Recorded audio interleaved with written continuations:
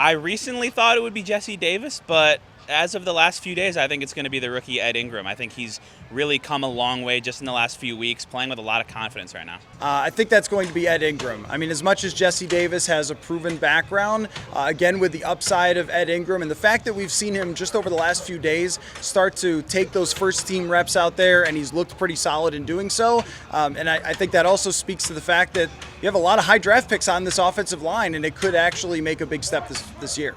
I think it's going to be Ed Ingram. I mean, he's working with the first team during the joint practices against the 49ers. And, I was talking to Christian Darrisaw about Ed, and he said just he's a stud and the sky's the limit. And I think him working with the first team now, with so many more weeks left before week one, that ultimately when it shakes out, Ed Ingram will be the starter at right guard over Jesse Davis. I feel like Ed Ingram is well on his way to doing that already.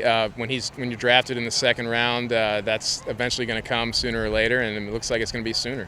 A couple of weeks ago I might have said it was Jesse Davis, but seeing the performance of Ed Ingram in the preseason game and seeing that kind of carry over into these joint practices, I think right now it's basically his job to lose. He's playing with a lot of speed, physicality, and he knows kind of where he needs to be.